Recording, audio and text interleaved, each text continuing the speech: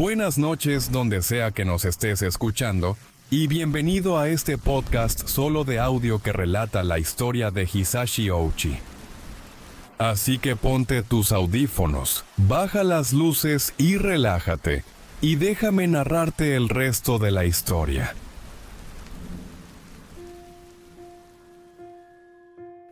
En 1999, el trabajador nuclear japonés Hisashi Ouchi y sus colegas cometieron un error en la empresa de conversión de combustible nuclear en Tokaimura.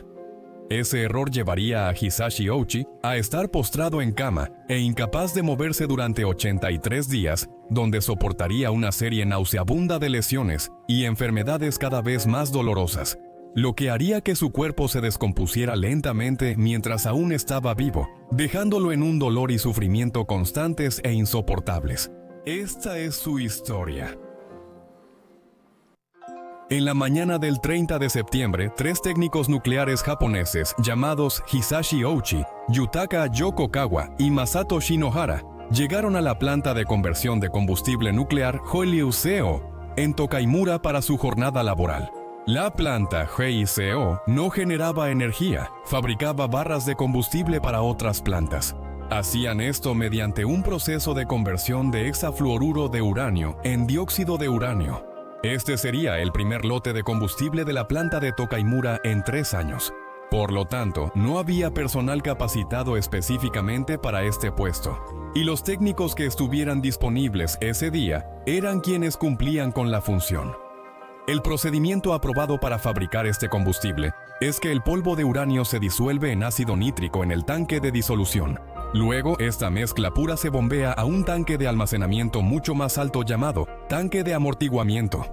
Luego, se transferiría lentamente a un tanque ancho llamado tanque de precipitación, donde se mezclaría mecánicamente.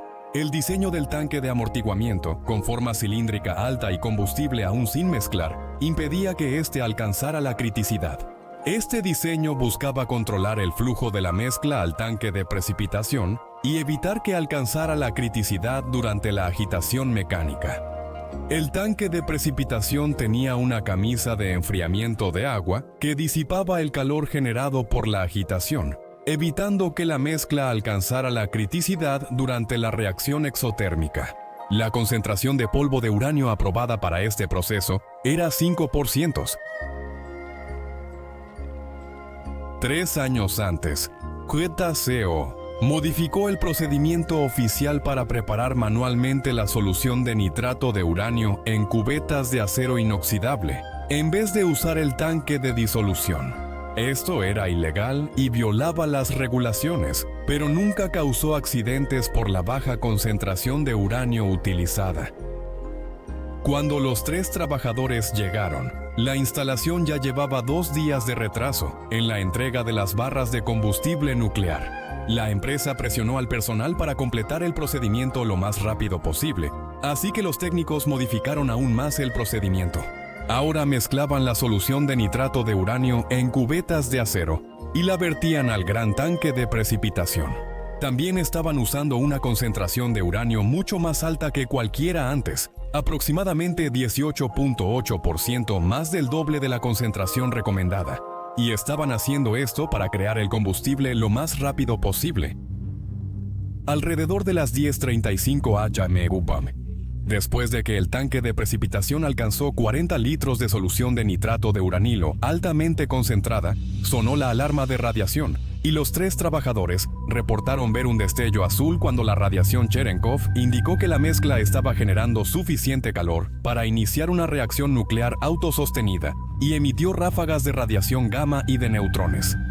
Ouchi recibió la mayor dosis de radiación porque presionaba su cuerpo contra el tanque al ayudar a verter, mientras que Shinohara, de pie en una plataforma, recibió la segunda dosis más alta. Yokokawa estaba en un escritorio a pocos metros y recibió la menor dosis de radiación. El límite internacional de seguridad de radiación por persona al año es 20 mSv. La dosis considerada fatal es de 5.000 mSv. Ouchi recibió 17.000 mSv de radiación, que es 3 veces la cantidad considerada letal. Shinohara, 1.000 y Yokokawa recibió 3.000. Casi de inmediato, Ouchi y Shinohara sintieron oleadas de dolor y náuseas, y ambos tuvieron dificultades para respirar. Y los tres hombres huyeron a un vestidor cercano, donde Ouchi vomitó y se desmayó. Los tres hombres fueron hospitalizados, y los más irradiados, Ouchi y Shinohara, fueron trasladados al hospital de la Universidad de Tokio por sus mejores instalaciones, personal y tratamientos avanzados. Esa noche, cuando las enfermeras atendieron a Ouchi, no creían que hubiera recibido una dosis fatal de radiación. Se veía enrojecido, como si tuviera una leve quemadura de sol, sin síntomas evidentes salvo la mano roja e hinchada. Se mostró alerta, conversador y amigable. Una enfermera comentó que quizá podría irse a casa ese día. No fue hasta que llegaron los resultados de las pruebas que se reveló el verdadero problema. El cuerpo humano se mantiene gracias a la función de muchos tipos diferentes de células que se eliminan o excretan, y luego son reemplazadas por una nueva célula. Nuestros cromosomas tenían las instrucciones para replicar todas las células. Estas instrucciones son increíblemente importantes, ya que la replicación celular es imposible sin ellas. Al revisar los análisis de Ouchi, los doctores comprendieron la gravedad del problema. Los cromosomas normales se pueden organizar e identificar fácilmente, pero los de Ouchi estaban dañados por la radiación, quedando desorganizados, mal formados, mutados y, a veces, fusionados. La radiación había destruido su ácido desoxirribonucleico y alterado sus células, tanto que las instrucciones ya no servían en su cuerpo. Y aunque su cuerpo ya no podía crear nuevas células, todavía tenía un suministro de células que se habían creado antes de que la radiación destruyera sus cromosomas, y esto explicaba por qué su apariencia exterior parecía saludable. Cuando ese suministro de células se agotara, la verdadera pesadilla de Ouchi comenzaría.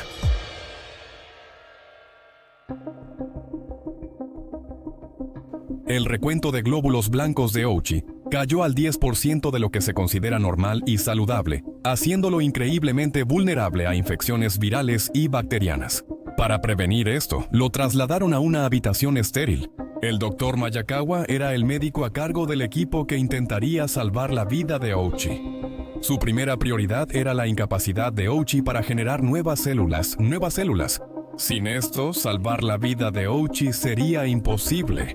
Tras varias discusiones, el Dr. Miyakawa propuso intentar un procedimiento experimental: el trasplante de células madre de sangre periférica.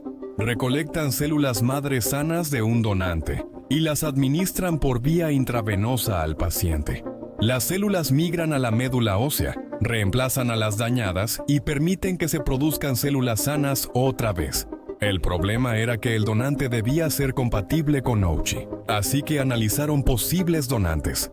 Por suerte para Ouchi, su hermana era completamente compatible, así que se recolectaron células sanas de ella y se le administraron a él por vía intravenosa. Pasarían 10 días antes de que el equipo supiera si el tratamiento estaba funcionando. El Dr. Miyakawa, consciente de las escasas posibilidades de éxito y las mínimas esperanzas de la familia, permitió que vieran a Ouchi diariamente para que, al observar su rápido deterioro, aceptaran la realidad. También le dijo a la esposa de Ouchi que era muy probable que su esposo empeorara mucho más. Ouchi parecía estar en un estado de negación o de desconocimiento sobre su condición, ya que le preguntó a la enfermera: ¿cuando uno está expuesto a la radiación así, existe el riesgo de contraer leucemia o algo así? Eso demostraba que no entendía que era poco probable vivir lo suficiente para que la leucemia lo matara, incluso si la desarrollaba. En los días siguientes, Ouchi se deterioró al agotarse rápidamente sus células cutáneas. Su piel perdió elasticidad y solidez y comenzó a caerse en pedazos. El personal notó que cada vez que retiraban cinta médica, también arrancaban gruesos trozos de piel del cuerpo de Ouchi. El doctor entonces dejó de usar cinta médica sobre su piel. A veces Ouchi tenía problemas para respirar por acumulación de líquido en los pulmones. El equipo pensó en ponerlo en un respirador, pero al verlo decirle a su esposa que la amaba, decidieron esperar y darles más tiempo para hablar. Sin embargo, esto duraría muy poco, ya que al día siguiente, Ouchi ya no pudo respirar y fue intubado y se le dio asistencia respiratoria. Aunque nadie sabía con certeza qué le pasaría a Ouchi, el personal entendía que era poco probable que sobreviviera y que era muy probable que se deteriorara. La familia lo visitaba a diario y, como es tradición en Japón, doblaban la grulla de papel. Pensaron poner una grulla junto a su cama, pero el riesgo de infección era muy alto. Según la leyenda japonesa, se dice que la persona que dobla 1000 grullas de papel recibirá un deseo o una vida larga y recuperación por parte de los dioses. Así que todos los días, la familia doblaba grullas de papel con la esperanza de hacer 1000 para salvar a su padre y esposo. 10 días después de que Ouchi recibió las células madre de su hermana, los resultados de las pruebas llegaron y el Dr. Miyakawa convocó una reunión para discutir los resultados. Todos esperaban ver los cromosomas de su hermana viviendo dentro de sus células sanguíneas. Y al mirar por el microscopio sus células sanguíneas, vieron 2 puntos rojos, lo que significaba que las células de la hermana estaban vivas y sanas. Ouchi fue la primera persona en todo el mundo en recibir este tratamiento, y había funcionado. En los días siguientes, sus glóbulos blancos aumentaron a niveles normales, y el riesgo de infección bajó mucho. 7 días después, la piel de Anauchi volvió a deteriorarse, y una endoscopía de los intestinos de Ouchi confirmó el peor temor del Dr. Miyakawa. Las membranas mucosas de Ouchi se habían vuelto blancas y caídas, lo que indicaba que habían muerto. Las membranas mucosas son responsables de absorber los nutrientes y los líquidos de los alimentos que comemos y de las cosas que bebemos. Esto significaba que Ouchi no podía retener agua ni nutrientes. Para este momento, Ouchi se había vuelto hostil con el personal y dijo que solo quería irse a casa. El equipo volvió a analizar la sangre de Ouchi buscando respuestas. Ahora vieron células mutadas corrompidas por la radiación, en vez de sanas.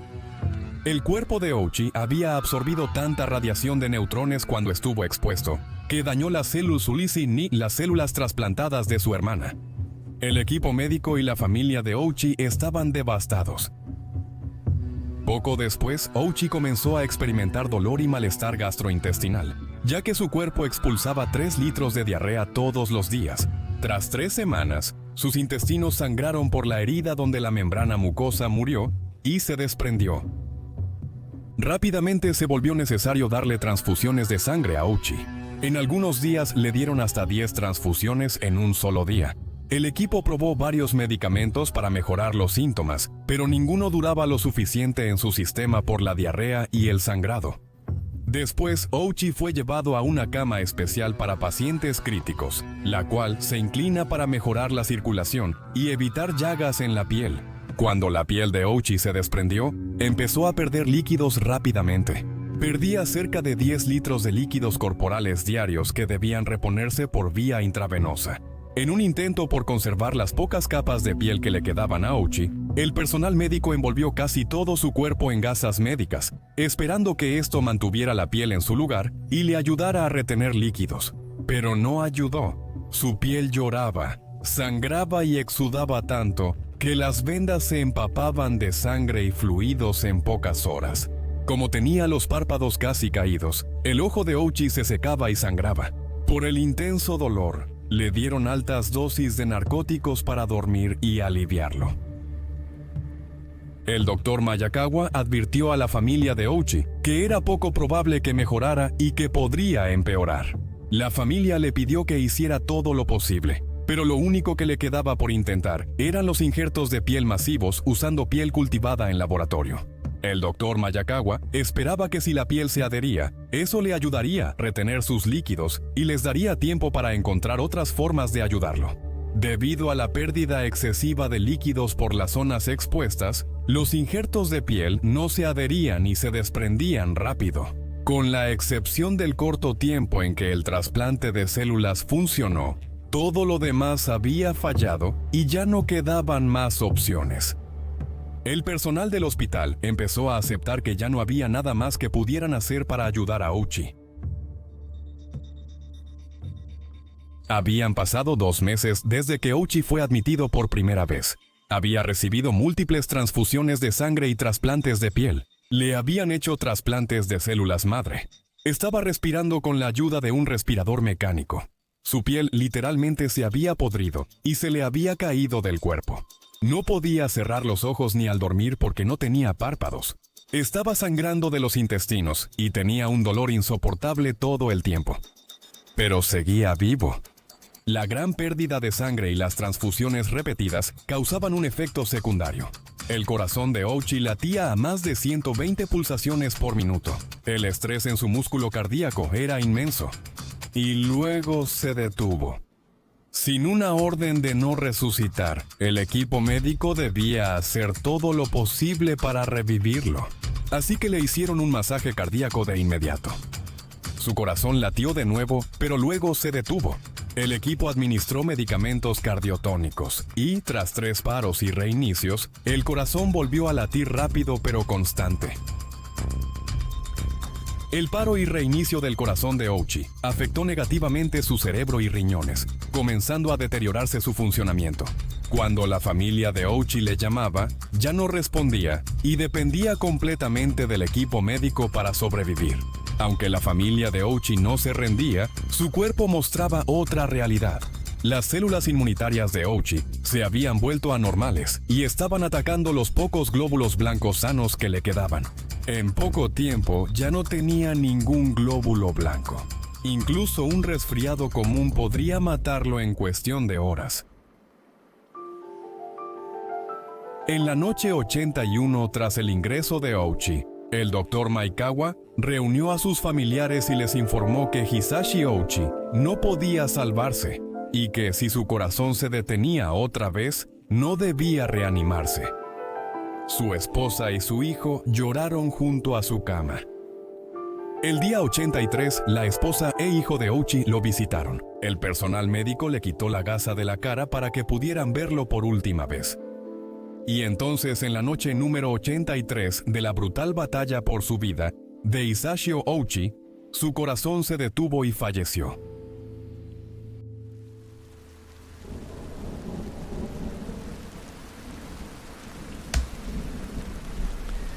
Así que esa es la historia de Hisashi Ouchi. Todas las historias que aparecerán en estos podcasts solo de audio son aquellas que ya he publicado, generalmente hace mucho tiempo, lo que me da la ventaja de la retrospectiva y la posibilidad de responder preguntas que la gente pudo haber dejado en esos videos en el pasado y de discutirlas con más detalle. Así que primero, muchas personas en los comentarios han sido persuadidas o influenciadas por otros videos y artículos sobre este tema que salieron antes que mi video, los cuales pintaron injustamente al personal médico como malvado y que mantenían a Hisashi Ouchi con vida en contra de su voluntad para experimentar con él, lo cual absolutamente no es cierto. La información de mi video provino de meses de investigación en los registros médicos de Hisashi Ouchi y de un muy buen documental japonés que encontré, donde de hecho entrevistaron a algunas de las personas que estuvieron involucradas, y algunos fragmentos de ese video están en el video completo en mi canal, si te interesa verlos, y también puse el enlace en la descripción. Este personal médico no era gente malvada. Eran personas cuyo trabajo era salvar la vida de alguien lo mejor que pudieran, y realmente creían que intentar el trasplante de células madre funcionaría. Y cuando no funcionó, le dijeron a la familia que no funcionaría. Es injusto llamarlos malvados porque no lo eran. Y si ves las entrevistas con ellos, algunos de ellos quedaron bastante afectados mentalmente por el incidente incluso mucho tiempo después. En segundo lugar, cuando ves a la gente hablar sobre esta historia y este caso en particular, a menudo citan o hacen referencia a una fotografía de un hombre envuelto en vendas con los brazos y las piernas elevados en el aire, en una condición bastante horrible. Si buscas a Hisashi Ouchi en Google, verás la foto que menciono. Muchos pensarán que es Ouchi, pero no lo es. Me tomó mucho tiempo encontrar la fuente de esta foto, pero en realidad supe de inmediato que no era Ouchi, porque si miras su pierna derecha, creo, está elevada en el aire. El pie había sido amputado de la pierna, y Ouchi no tenía amputaciones, así que supe que no era él. pero me llevó tiempo encontrar el origen de la foto, y en realidad es de un libro de texto médico de un hospital de Chicago en los años 70, que habla sobre cómo tratar a víctimas de quemaduras extremas, que también es la razón por la que él está en la condición tan horrible en la que se encuentra. Otra pregunta o comentario que recibo a menudo en el video es cómo el corazón de Hisashi Ouchi sigue siendo tan fuerte a pesar de haber recibido tanta radiación. No espero que la persona promedio sepa esto, pero si trabajas en cualquier tipo de función de radiografía o radiología, entonces sabrás que en realidad el tejido del corazón es muy radioinsensible, no absorbe la radiación fácilmente. De hecho, es muy resistente a la radiación. Por eso el tejido del corazón, en el caso de Ouchi, seguía prácticamente en perfectas condiciones, a pesar de haber recibido una de las dosis de radiación más altas de la historia. Esto me lleva al segundo punto que suele mencionarse en el video principal. Titulé el video como la persona más radiactiva de la historia. No hay personas que han recibido dosis mayores de radiación, incluso la forma en que formulé el título, la persona más radiactiva de la historia, es incorrecta, porque radiactivo sugeriría que emites radiación, no que la has recibido. Aunque Hisashi emitió algo de radiación porque sus huesos absorbieron radiación de neutrones, se ha demostrado que los neutrones pueden atravesar objetos y volverlos radiactivos. No es tan común y sí requiere dosis enormes de radiación de neutrones. Pero creo que ambas cosas realmente aplican en el caso de Ouchi. Mucha gente también comenta que la familia fue cruel por mantenerlo con vida. Y yo también creo que eso es muy injusto. Y pienso que las personas que realmente no entienden el nivel de dolor por el que estaban pasando, probablemente son personas que nunca han sufrido una pérdida, porque eso te vuelve muy desesperado y te hace aferrarte a la más mínima esperanza, sin importar lo improbable que sea. Así que no culpo a la familia por pedirles a los doctores que hicieran todo lo posible para salvarlo, aunque eso le causara algo de dolor a corto plazo, porque en su corazón ellos esperaban que cualquier decisión que tomaran pudiera salvarle la vida. Ellos no sabían lo mal que se pondría la situación. Nadie realmente lo sabía. Sabes, este tipo de absorción masiva de radiación era algo que realmente no se entendía bien ni se conocía fuera de la Unión Soviética. Y la Unión Soviética hizo muchos experimentos con radiación en personas. Algunos de ellos fueron increíblemente crueles. Hay un muy buen documental sobre eso en YouTube, en algún lugar, pero mantuvieron todo eso en secreto. El resto del mundo realmente no sabía tanto sobre los efectos de la radiación como la Unión Soviética. El gobierno de allá lo mantuvo clasificado. Cuando Ouchi fue hospitalizado por envenenamiento por radiación, fue un caso muy inusual. La gente no había experimentado esto antes, así que muchas de las decisiones que tomaron fueron simplemente las mejores opciones que pudieron tomar, dadas las opciones que tenían disponibles en ese momento. Así que realmente me parece una falta de respeto tanto para el personal como para su familia y para él mismo, cuando la gente intenta pintar esta imagen inexacta de un hombre retenido en contra de su voluntad para ser experimentado por doctores malvados, porque simplemente no es cierto. O sea, incluso en la historia, lo muestro en el video, pero obviamente no se puede escuchar en la versión del podcast. Hay una sección del documental japonés original que incluí donde muestran que escribieron todos los comentarios de Hisashi Ouchi mientras lo estaban tratando. Y mucha gente siempre dice que él suplicó morir. Eso no es cierto. Él suplicó que se detuviera. Él no quería morir. Cuando decía, haz que pare, no pedía que lo mataran, sino que el dolor terminara. Él nunca dijo que quería morir. Varias veces durante su tratamiento, quería estar con su familia, quería estar cerca de su familia. Dudo que un hombre tan conectado con su familia simplemente diría, oh, solo mátenme. Entonces la gente dice esto sin base real. Y siendo sincero, no fue fácil de investigar. Me tomó cerca de 6 meses investigar y reunir la información sobre este tema. Así que si alguien no sabía la información que yo sabía, lo entiendo completamente porque mucha de esa información la encontré en archivos de noticias japonesas, en un documental japonés y en sitios web japoneses. Casi no encontré nada de la información en sitios occidentales, así que no fue fácil de encontrar. Pero ahora que ya les di esa información, y también la mostré en el video, no es como si me la hubiera inventado, les mostré las fuentes.